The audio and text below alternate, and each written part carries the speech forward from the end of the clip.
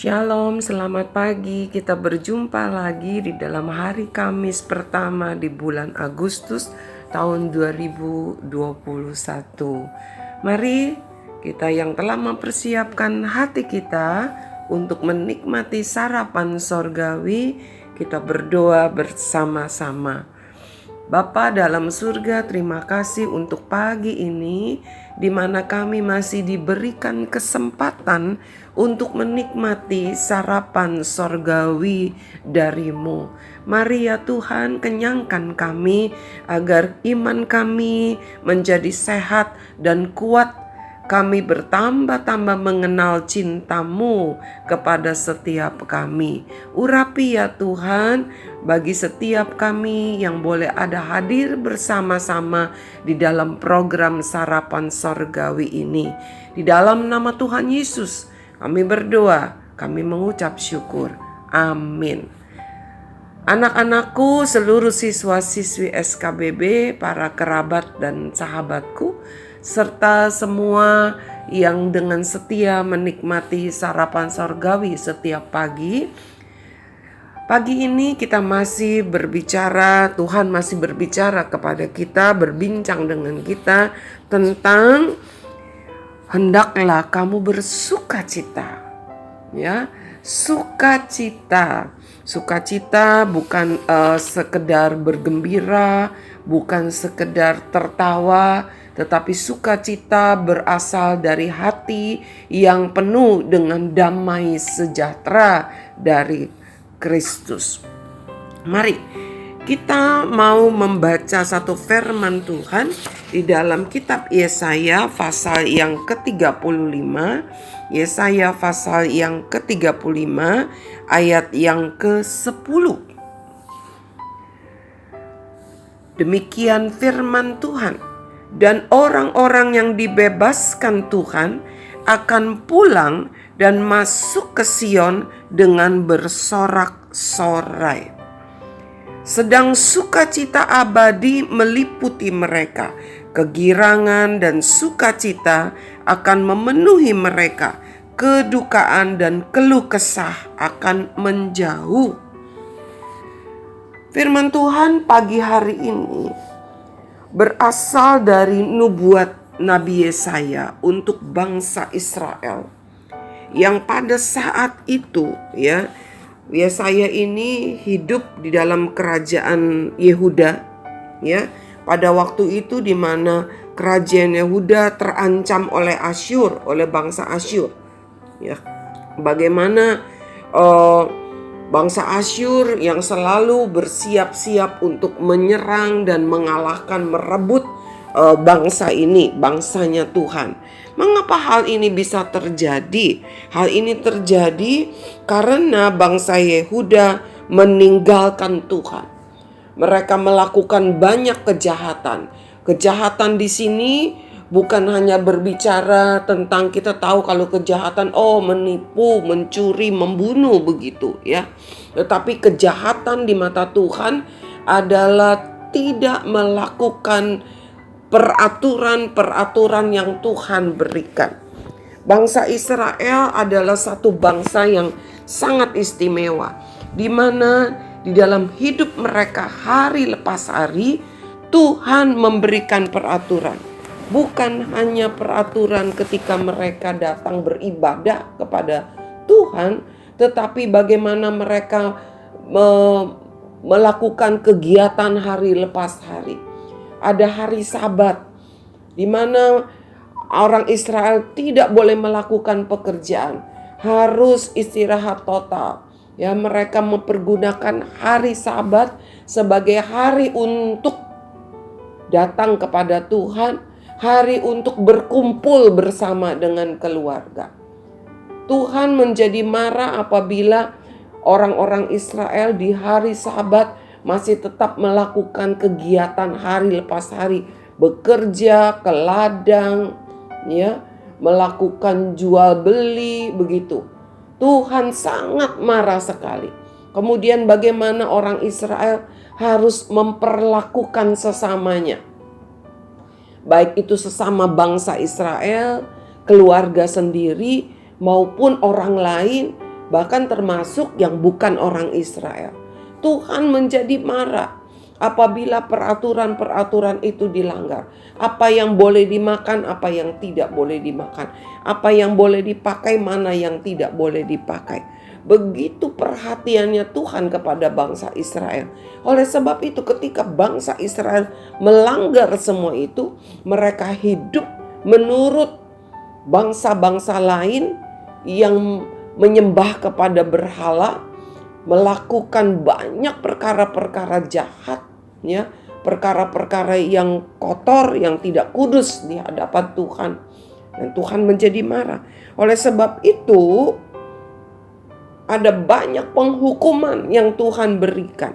Salah satunya bagaimana bangsa ini kemudian dikalahkan oleh bangsa Asyur. Diancam, diserang berkali-kali dan akhirnya dikalahkan. Kemudian ada satu janji Tuhan. Ada satu janji Tuhan yang dikatakan di dalam kitab Yesaya pasal 35, khususnya di ayat yang ke-10. Kita akan ulang membacanya. Yesaya pasal 35 ayat yang ke-10. Dan orang-orang yang dibebaskan Tuhan akan pulang dan masuk ke Sion dengan bersorak-sorai. Coba, jadi orang yang bersorak-sorai pasti orang yang bersuka cita. Orang yang bersuka cita itu orang yang bagaimana? Orang-orang yang dibebaskan Tuhan. Mungkin setiap kita berpikir saat ini, saya kan bukan bangsa Israel seperti yang dahulu. Ya, saya bukan yang terancam, diserang, ditawan oleh bangsa Asyur. Memang benar, tetapi kita adalah Israel rohani. Ya, kita bangsa Indonesia, NKRI harga mati. Secara rohani, secara iman, ya. Tuhan menganggap kita sebagai bangsa Israel, bukan bangsa Israel yang ada di Israel sekarang. Perhatikan baik-baik, ya. Jangan ada yang salah paham, gagal paham. Kita adalah NKRI, ya, warga negara Indonesia. Itu harga mati buat kita, ya, begitu istilahnya.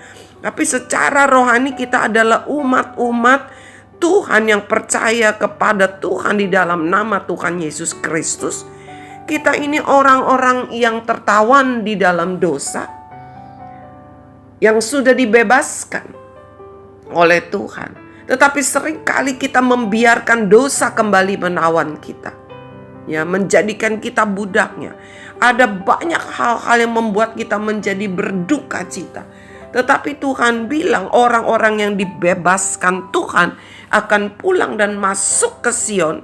Ya, Sion di situ ada bait Allah, ya, artinya akan masuk ke rumah Tuhan, akan masuk ke hadirat Tuhan dengan bersorak-sorai. Ada kelanjutannya, sedang sukacita abadi meliputi mereka. Ada sukacita abadi. Di dunia ini tidak ada yang abadi, tetapi bagaimana ada sukacita abadi bisa ada di dalam hidup kita. Hanya apa? Hanya ketika kita mengalami pembebasan dari Tuhan. Kegirangan, ayat selanjutnya, kalimat selanjutnya, kegirangan dan sukacita akan memenuhi mereka, kedukaan dan keluh kesah akan menjauh. Coba perhatikan baik-baik. Kita masih hidup di dalam dunia. Tidak ada yang abadi di dalam dunia ini. Tetapi orang-orang yang mengalami kebebasan oleh Kristus Yesus Tuhan akan mengalami sukacita abadi. Artinya apa? Mengalami sukacita yang tidak dari dunia. Ada rasa kebebasan, ya. Tidak lagi terikat oleh segala persoalan. Ketika seseorang mengalami lawatan Tuhan, ketika seseorang mengalami jamahan Tuhan, ya, biasanya seseorang akan menjadi menangis karena sukacita. Dia merasakan bahwa selama ini apa yang menekan hidupnya, mengintimidasi hidupnya, itu seperti ada sesuatu yang terlepas begitu. Meskipun persoalan masih ada, meskipun ada keluh kesah di dalam hidup mereka, tetapi ada sukacita di dalam hati. Ya, sulit sekali untuk dipaparkan, dijabarkan dalam bentuk kata-kata. Itulah sebabnya dikatakan kedukaan dan keluh kesah akan menjauh. Masih ada di sekitar kita. Kita masih bisa menangis karena sedih, masih bisa kehilangan anggota keluarga yang kita kasihi. Tetapi duka cita yang kita alami tidak terus-terusan menggerogot. Saya mengenal ada seorang wanita yang begitu hidup saling mengasihi dengan suaminya. Suatu hari suaminya meninggal. Ya, dalam usia yang masih cukup muda, belum di usia 50 tahun begitu. Dan wanita ini, istri ini begitu berduka cita. Sampai hari ini istri ini masih hidup, masih ada. Ya, suaminya sudah meninggal 10 tahun lebih kira-kira begitu. Tapi istrinya masih hidup di dalam duka cita. Dia mulai menjadi seperti agak pelupa, ya, bukan agak lagi, benar-benar pelupa. Banyak hal. Karena apa? Karena hati dan pikirannya hanya tercurah kepada duka cita ditinggalkan oleh suaminya. Dia memerlukan Kristus yang memberikan pembebasan. Anak-anakku, sahabat dan kerabatku, mari kita mau hidup di dalam kebebasan yang Tuhan berikan, sehingga sukacita abadi itu menguasai hidup kita. Persoalan boleh datang. Mungkin ada orang yang menghina kita. Mungkin ada orang yang mengecilkan kita. Mungkin ada orang yang seringkali melecehkan kita. Ada orang yang seringkali seperti seolah-olah memandang kita itu tidak ada. Ya. Karena dianggapnya kita ini miskin. Dianggapnya kita ini orang bodoh. Tetapi kita ingat, kita mempunyai Kristus yang telah membebaskan kita dari dosa, yang telah memberikan sukacita abadi. Mari, jangan lagi hidup di dalam duka cita yang diberikan oleh dunia, tetapi hiduplah di dalam kebebasan yang membawa sukacita abadi di dalam Kristus Yesus Tuhan. Mari kita berdoa. Bapa dalam surga, terima kasih untuk firman-Mu. Ada banyak hal yang membuat kami berduka, membuat kami marah, membuat kami lelah. Tetapi terima kasih untuk pagi hari ini kami diingatkan bahwa di dalam hidup kami ada sukacita abadi yang telah Engkau berikan. Karena kami adalah umat-Mu yang telah dibebaskan lewat kematian-Mu di kayu salib, lewat kebangkitan-Mu di hari yang ketiga. Terima kasih ya Tuhan, inilah diri kami, inilah hidup kami. Jangan biarkan sukacita abadi itu lenyap dari hidup kami ini. Mari Roh Kudus jaga kami, pimpin agar hidup kami hari lepas hari hidup sebagai orang yang telah dibebaskan dari dosa. Di dalam nama Tuhan Yesus kami berdoa, kami mengucap syukur. Amin. Hiduplah dalam sukacita abadi. Jangan biarkan dosa kembali menawanmu, tetapi engkau ingat bahwa kita adalah orang-orang yang telah dibebaskan dari kutuk maut oleh Kristus Yesus Tuhan. Sampai jumpa besok pagi. Tuhan Yesus memberkati.